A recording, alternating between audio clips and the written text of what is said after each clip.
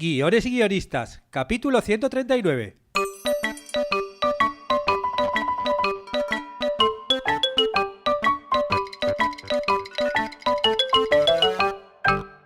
Buenos días a todos, bienvenidos a Guiones y guionistas, el podcast con el que todos podemos aprender a hacer guiones y en el que el guionista es el rey. Cada semana salimos al aire con 2 programas en los que vemos un nuevo elemento, técnica o herramienta para que sepáis más del eterno mundo de los guionistas y el temporal arte de los guiones.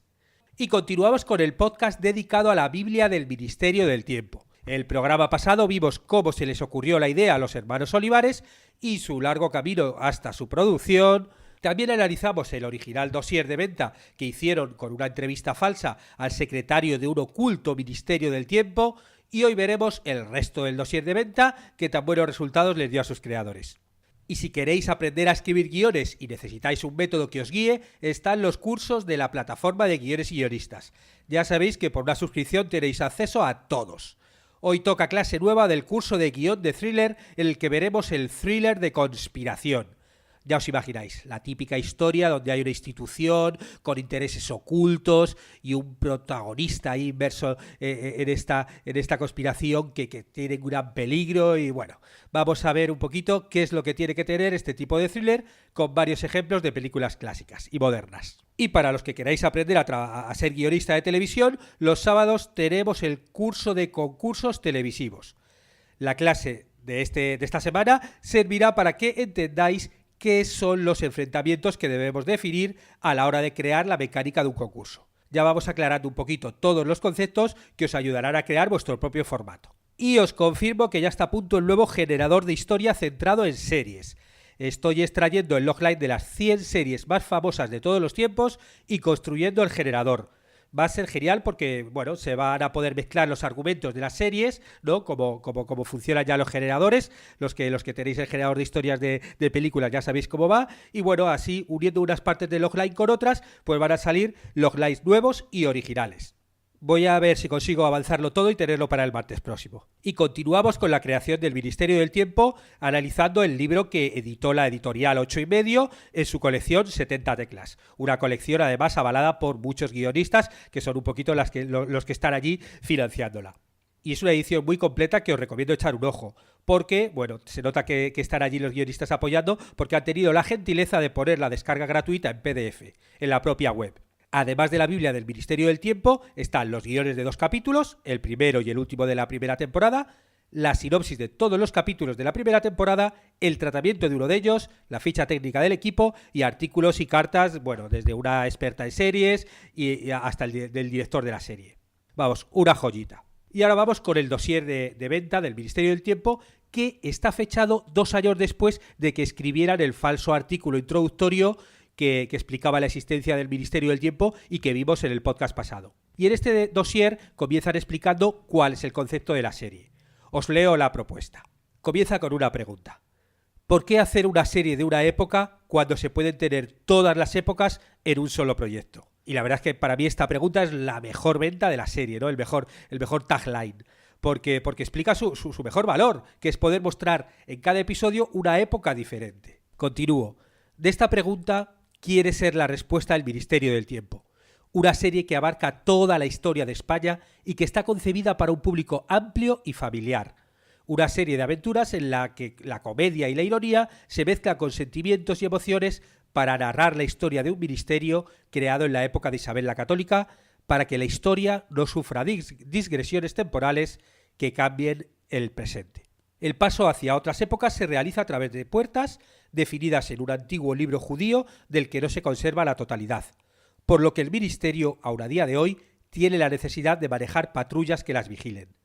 Su misión es detectar cualquier intruso del pasado que llegue a nuestro presente, y viceversa con el fin de utilizar la historia para su beneficio, y viajar al pasado para evitar que lo logre. En este párrafo explican el conflicto general de la serie, ¿no? O sea, no conocen todas las puertas, por lo que hay intrusos que pueden utilizar otras puertas para su propio interés, ¿no? Y el objetivo del ministerio es vigilar las puertas. Si hubieran controlado todas las puertas, no habría conflictos y sus comandos pues no tendrían que estar viajando por el tiempo para controlar que no se cambie el pasado, ¿no? En cada episodio mostrarán un conflicto diferente relativo a un viaje en el tiempo al pasado, y mezclan estos conflictos genéricos con los que viven los personajes relativos a sus viajes temporales. Continúo. En paralelo, la serie potencia las tramas personales de sus protagonistas ante su nueva situación, poder viajar en el tiempo hacia el pasado. Para unos es una renuncia a lo vivido, para otros es alternar su vida cotidiana en la que vive con cada misión, en la que debe viajar a otro tiempo. Y para algunos es también una peligrosa posibilidad, alterar el pasado para recuperar a la gente querida, cambiando lo ocurrido antes para que no hubiera pasado lo que pasó. Algo que contraviene gravemente la esencia misma de los funcionarios del Ministerio. Y por supuesto, el Ministerio del Tiempo es la única serie en la que si un centurión romano lleva un reloj de pulsera, no es un error de producción, es que tiene que llevarlo.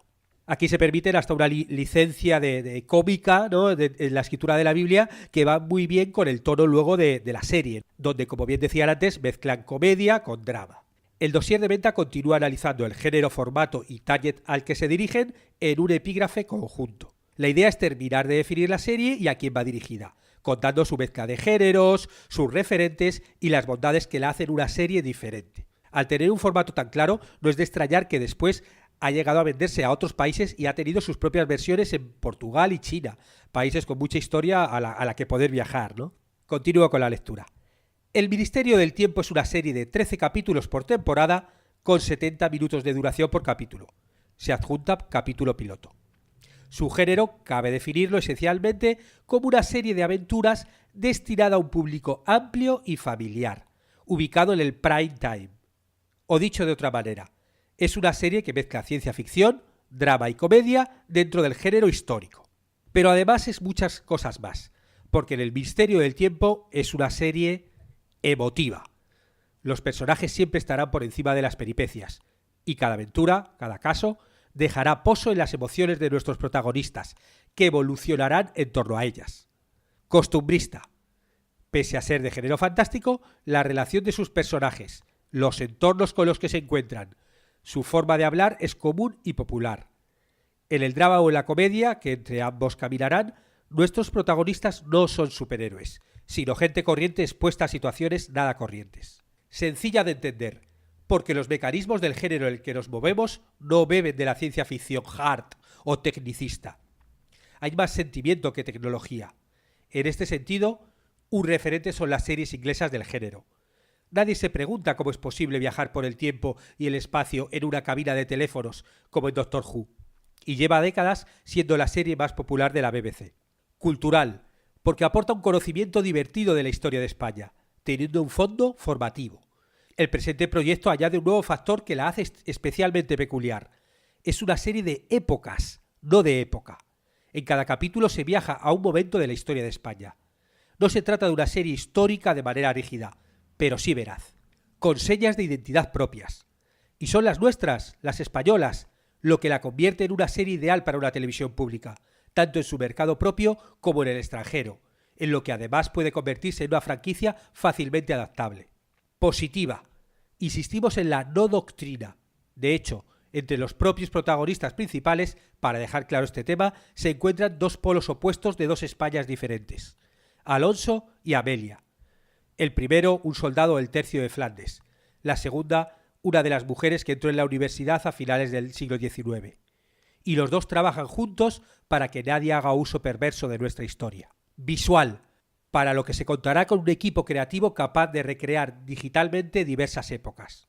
Procedimental, por lo que la aventura de cada caso, de cada capítulo, tendrán como objetivo conseguir la atención del espectador, pero a la vez tiene líneas de tramas horizontales basadas en los protagonistas o en casos que se continúen puntualmente. Y con continuidad, porque las tramas que nos aporta nuestra historia son inagotables, y si las tramas de nuestros protagonistas sí pueden serlos, estos pueden ser intercambiados por nuevos fichajes que sustituyan a los protagonistas iniciales, porque el verdadero protagonista de la serie es el propio Ministerio.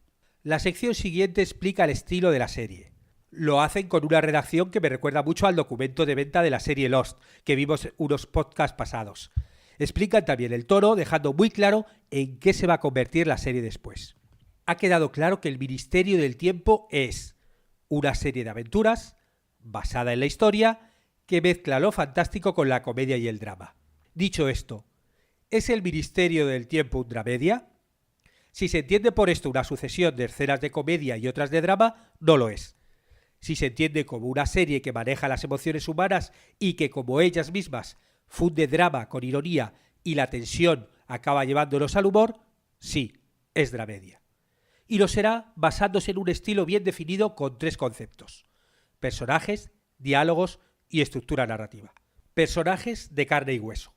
Con su pasado, sería impropio de esta serie más que de ninguna que no lo tuvieran, sus deseos y sus obsesiones, capaces de dar al traste incluso su tarea de héroes. Personajes con sus virtudes y sus debilidades. 2. Diálogos. Cotidianos y entendibles, con intenciones y subtexto, que huyan de la excesiva verbalización. 3. Estructura dramática aplicable a secuencias. Prevalecerá el ritmo narrativo, el drama se contará a ritmo de comedia, cortito y al pie, sin meter el dedo hasta el fondo del tarro de miel, y la comedia sin chascarrillos, más por situaciones que por chistes. B. Capítulo.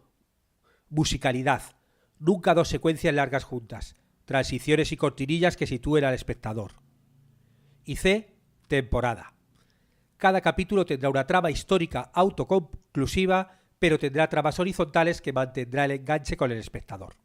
Lo siguiente que definen en el dossier los hermanos Olivares es el ministerio, que es tratado como si fuera un personaje más. Te explican su origen, en la época del reinado de los reyes católicos, su constitución física y también sus funciones. Velar porque la historia de España siga siendo la que es. Ese es el objetivo del Ministerio del Tiempo. Para ello, su trabajo consiste en vigilar el pasado, día a día, siglo a siglo. O mejor dicho, día a día en cualquier siglo. Por ello, el Ministerio tiene la necesidad de manejar patrullas que viajen. 1. Que nadie del pasado vaya a épocas posteriores, incluyendo nuestro presente. 2. Que nadie del presente vaya al pasado para alterarlo. Y 3. Buscar las puertas que aún no se conocen, principal fuente de los 2 conflictos anteriores. El Ministerio del Tiempo está conectado a las redes del Ministerio del Interior, el CNI y Defensa, aunque la información fluye en una sola dirección, del resto hacia el Ministerio. Solo así, en la sombra, puede cumplir sus objetivos. Tan en la sombra ha trabajado el Ministerio que en algunos momentos se ha ocultado su existencia al presidente o al gobierno de determinadas épocas, sobre todo en períodos totalitarios. Para un dictador es una tentación cambiar la historia de España en su beneficio. El Ministerio jamás intervendría en el pasado, ni siquiera bajo la perspectiva de que mejorar el pasado podría llevarnos a un presente más glorioso. También dejan claro en este epígrafe el mecanismo por el que se realizan los viajes en el tiempo, aclarando las reglas de las direcciones ida y vuelta en los viajes, y los posibles destinos de dichos viajes.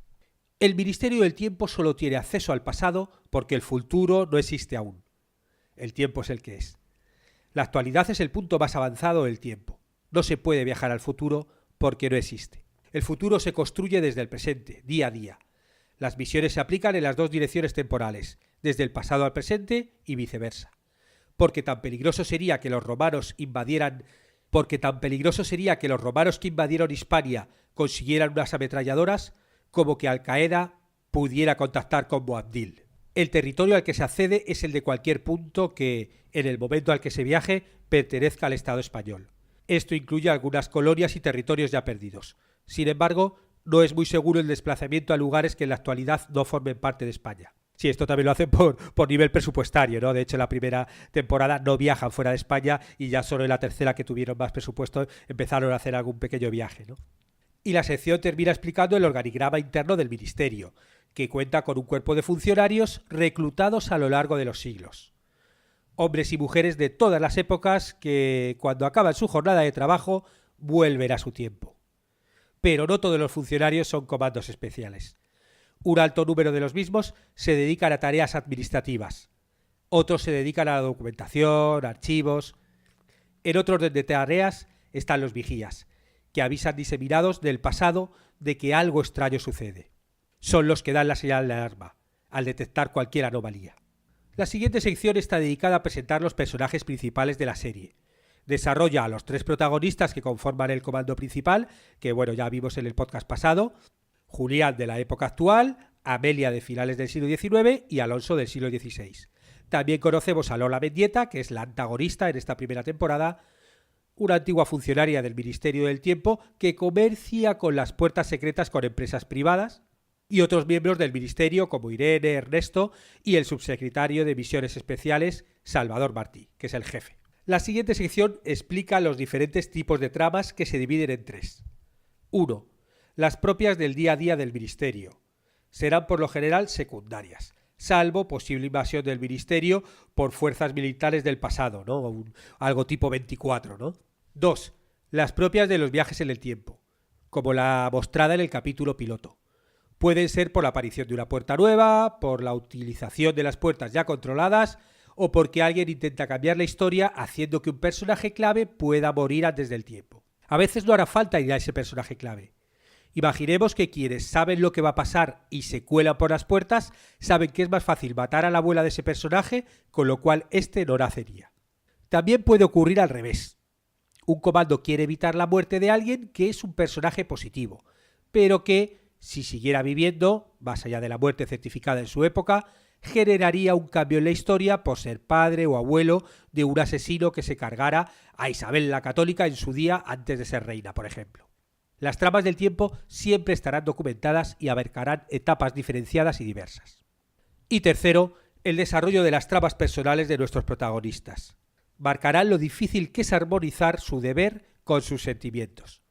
Un buen ejemplo es Julián en el capítulo piloto. Pero en clave de comedia. ¿Y si Amelia, harta de que sus padres la quieran casar, se presenta en su época con Alonso o Julián como pretendiente? ¿O en clave de drama épico?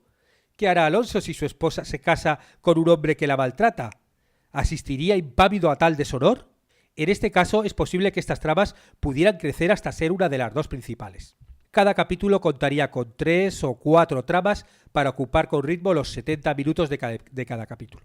Lo siguiente que aparece en la edición son las sinopsis de los 8 capítulos de la primera temporada, el tratamiento de un episodio y el guión del piloto y del último episodio. Está bien que echéis un ojo al tratamiento, porque muchas veces me comentáis que cómo se hace un tratamiento. Y aunque bueno, tengo un podcast explicándolo, os pongo el enlace, aquí podéis ver un ejemplo de un tratamiento de una serie. Es curioso ver cómo la primera versión del piloto es del año 2012, 2 años antes de que se estrenase la serie, y se hizo al mismo tiempo que el dossier de venta de La falsa entrevista. Y con esto termino el podcast de hoy en el que hemos visto cómo se creó la Biblia del Ministerio del Tiempo. Y si os ha gustado, agradecería comentarios y valoraciones en iTunes, iVoox o YouTube, o que compartáis este podcast por redes sociales. Y por supuesto, agradecer a los que os suscribís a los cursos de guiones y guionistas que ayudáis a que este podcast se mantenga.